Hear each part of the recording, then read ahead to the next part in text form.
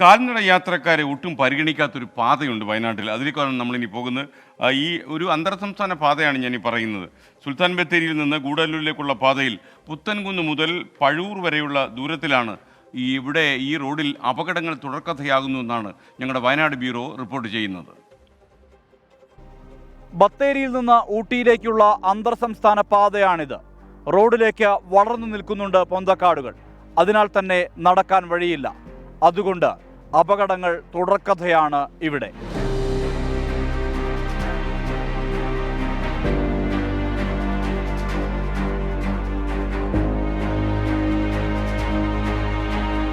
മാസങ്ങളുടെ ഇടവേളയിൽ ചെറുതും വലുതുമായ അപകടങ്ങൾ. ചോരവാർന്ന് ഒരാളുടെ മരണം. ഈ വിധം 2 കിലോമീറ്റർ ദൂരപരിധിയിൽ അപകടങ്ങളുടെ തുടർക്കഥ. ഇത് ബത്തേരി ഊട്ടി അന്തർ സംസ്ഥാന പാതയുടെ ഭാഗമായ നമ്പിക്കൊല്ലി പ്രദേശം. അപകടങ്ങളുടെ കാരണം വ്യക്തമാണ്. കൊടും വളവ് കഴിഞ്ഞ് ചീറിപ്പാഞ്ഞു വരുന്ന വാഹനങ്ങൾ കാൽനടയാത്രക്കാരെ പരിഗണിക്കില്ല. ഇടിച്ചു തെറിപ്പിച്ച് കടന്നുപോകുന്ന വാഹനങ്ങൾ കണ്ടെത്താൻ പോലീസിനും ക്ലേശം. റോഡിലേക്ക് നീണ്ട പൊന്തക്കാട് കാരണം ആളുകൾക്കിവിടെ കാൽനടയാത്ര പോലും അത്രമേൽ പ്രയാസകരം. വണ്ടി ഓടി വൈകുന്നേരം വരെ 5-6 മണി വരെ വണ്ടി ഓടി കഴിഞ്ഞിട്ട് ഇങ്ങനെ നടന്നു വരികയായിരുന്നു. അപ്പോഴാണ് സൈഡിൽ കൂടെ നടന്നു വരുമ്പോഴാണ് ഇങ്ങനെ ഒരു വണ്ടി വന്ന് തട്ടിയതും ഞങ്ങളെ വണ്ടീനെ ചേസ് പിടിക്കുകയും എല്ലാം ചെയ്ത് ഞങ്ങളെ കൂട്ടുകാരൻ നഷ്ടപ്പെടുകയും ചെയ്തു. ഞങ്ങൾ അന്ന് സർക്കാരിൽ ഒരു പരാതി കൊടുത്തു. പരാതി ഒന്നും പരിഹരിച്ചില്ല. പിന്നെ ഒരു ലൈറ്റ്, അതിൻ്റെ പേരിൽ ഒരു ലൈറ്റ് ഇവിടെ ഫിറ്റ് ചെയ്തു. അത്രയല്ലാതെ വേറെ ഒന്നും ചെയ്തില്ല. ഇവിടെ വിദ്യാലയങ്ങളുണ്ട്, ആരാധനാലയങ്ങളുണ്ട്. അതിനാൽ തന്നെ വിദ്യാർത്ഥികളും നാട്ടുകാരും കാൽനടയാത്രയ്ക്ക് ആശ്രയിക്കുന്നത് ഈ പാതയെയാണ്. വയലിലൂടെയാണ് പാത കടന്നുപോകുന്നത്. അപകടത്തിൽ നിന്ന് ആളുകൾ തലനാരിഴയ്ക്ക് രക്ഷപ്പെട്ട അനുഭവവും ഉണ്ട്. കൺമുന്നിലാണ് അപകടം. കൺമുന്നിൽ എത്രയോ അപകടങ്ങൾ മുന്നിൽ സംഘടിപ്പിക്കും. ഈ കഴിഞ്ഞ ദിവസം കൂടെ ഞങ്ങൾ ഈ പോലീസുകാരെല്ലാം കൂടി ഈ കഴിഞ്ഞ ദിവസം കൂടെ അവിടെ വന്ന് ഇവിടെ വന്ന് വീടുകളിലെല്ലാം വന്ന് അന്വേഷിച്ചുകൊണ്ടിരിക്കുകയാണ്. എന്തെല്ലാം ഇപ്പം ഞങ്ങൾ ഇതിനെല്ലാം മറുപടി പറഞ്ഞുകൊണ്ടിരിക്കേണ്ട അവസ്ഥയിലാണ്. ഇവിടെ സംഭവിക്കുന്ന അപകടങ്ങൾക്ക് പോകണം ഞങ്ങളാണ് ഇപ്പോൾ ഉത്തരവാദിത്തം പറഞ്ഞുകൊണ്ടിരിക്കേണ്ട ഒരു അവസ്ഥയിലേക്ക് വന്നുകൊണ്ടിരിക്കുകയാണ്. കാരണം ഞങ്ങൾക്കിത് അറിയുന്ന പോലുമില്ല. കാരണം ഇതിന് ഈ വരുന്ന ഇത് ഗവൺമെൻറ്റിൻ്റെ നിരുത്തരവാദിപരമായ പെരുമാറ്റം മാത്രമാണ് ഇവിടെ സംഭവിക്കുന്നത്. അതിന് എന്തെങ്കിലും ഒരു സൊല്യൂഷൻ എനിക്കറിയത്തില്ല. ഇവർക്ക് ജനങ്ങളുടെ ജീവനെക്കുറിച്ച് എന്തെങ്കിലും ഒരു വിലയുണ്ടോ എന്ന് എനിക്ക് തോന്നുന്നില്ല. ഈ പലതും ചെയ്യുന്ന കാണും. അതുകൊണ്ട് വിഷമം കൊണ്ട് പറഞ്ഞു പോകുന്നത്. അല്ലാണ്ട് ആരോടും പ്രത്യേകിച്ച് വ്യക്തിപരമായിട്ടുള്ള അല്ലെങ്കിൽ ഒരു ഗവൺമെൻറ്റിനോടുള്ള ദേഷ്യം ഒന്നും അല്ല ഞങ്ങളിവിടെ പ്രകടിപ്പിക്കുന്നത്. രാത്രികളിൽ വെളിച്ചമില്ല. പ്രദേശത്ത് നിരീക്ഷണ ക്യാമറകളില്ല.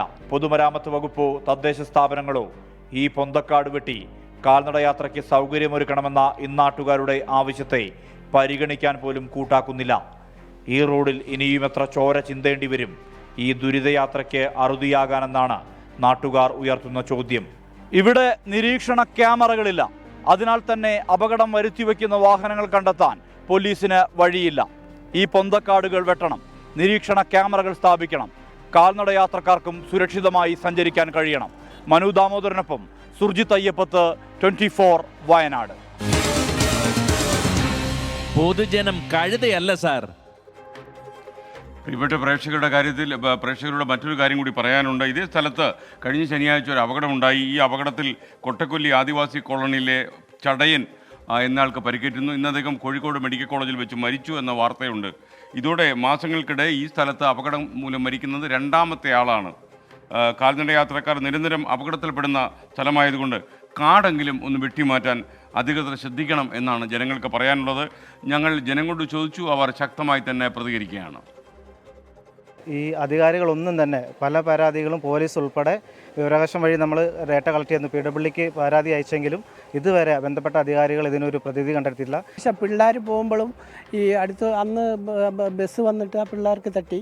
അവിടുന്ന് ബസ് പാസ് ചെയ്തുമ്പോൾ പിള്ളേർക്ക് തട്ടി. ഇപ്പോൾ മിനിഞ്ഞാന്ന് കഴിഞ്ഞ ശനിയാഴ്ച ചങ്ങായി അവിടെ ഇതായി കിടന്നു. അന്ന് നമ്മൾ കാണുന്നില്ലല്ലോ ആ പോലീസ് വന്ന ഇതാരും പറയുന്നു കാണുന്നില്ലല്ലോ.